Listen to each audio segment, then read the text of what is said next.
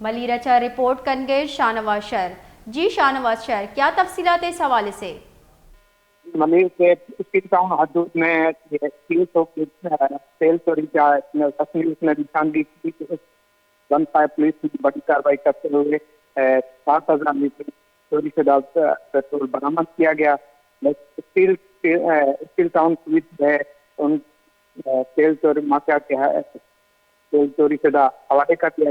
मोहम्मद खान भट्ट हिदायत पर हम दबाने की कोशिश की जा रही है।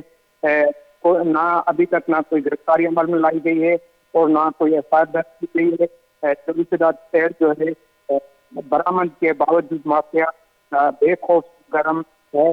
दिन दिहाड़े जो है 23 का तेल की चोरी जो है जारी है। अवाम ने सवाल उठा रही है कि आखिर कानून के रखवाले अगर इन माफिया के हैं तो इंसाफ कहाँ से मिलेगा।